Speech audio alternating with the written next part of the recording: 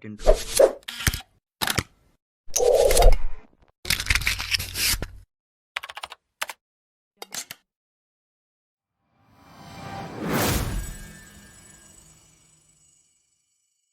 Assalamualaikum warahmatullahi wabarakatuh.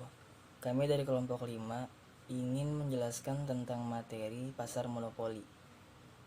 Pengertian pasar monopoli adalah suatu bentuk pasar di mana hanya terdapat satu perusahaan saja, dan perusahaan ini menghasilkan barang yang tidak mempunyai barang pengganti yang sangat dekat.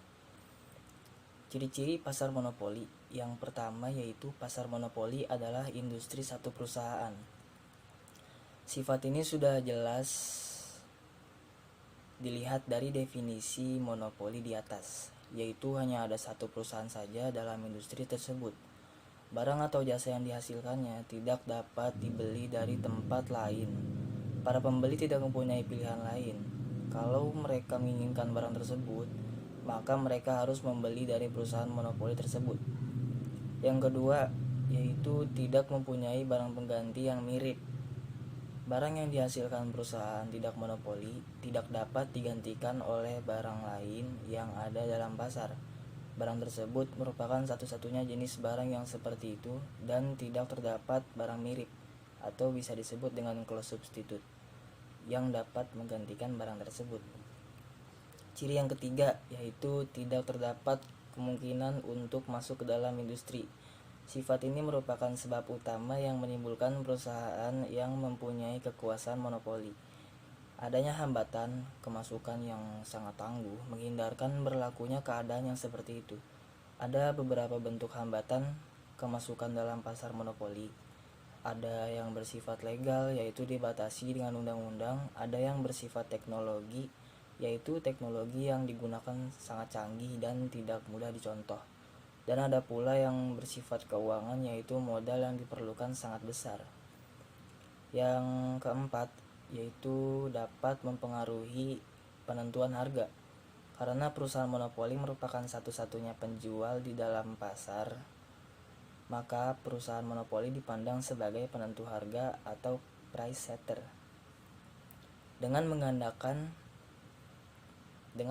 mengadakan pengendalian ke atas produksi dan jumlah barang yang ditawarkan, perusahaan monopoli dapat menentukan harga pada tingkat yang dikehendakinya.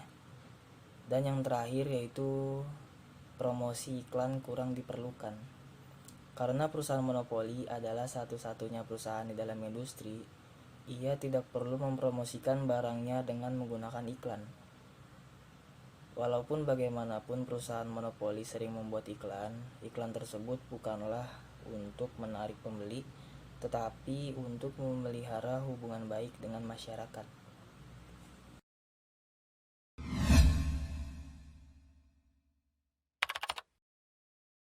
Faktor yang menimbulkan monopoli terbagi menjadi 3 hal. Yang pertama, perusahaan monopoli mempunyai suatu sumber daya tertentu yang unik dan tidak dimiliki perusahaan lain. 2. Perusahaan monopoli pada umumnya dapat menikmati skala ekonomi hingga ke tingkat produksi yang sangat tinggi. 3. Monopoli wujud dan perkembangan melalui undang-undang, yaitu pemerintah memberi hak monopoli kepada perusahaan tersebut. Pemaksimuman keuntungan dalam monopoli terbagi menjadi 2 hal. Pertama yaitu biaya total dan hasil penjualan total. Yang kedua, biaya marginal dan hasil penjualan marginal. Dan pemaksimuman dengan menggunakan pendekatan biaya dan hasil penjualan total sebagai berikut. Jika perusahaan tidak beroperasi, berarti jumlah produksi sama dengan 0. 2. Biaya marginal akan semakin rendah apabila produksi ditambah. 3. Biaya total akan semakin meningkat pada setiap penambahan satu unit produksi.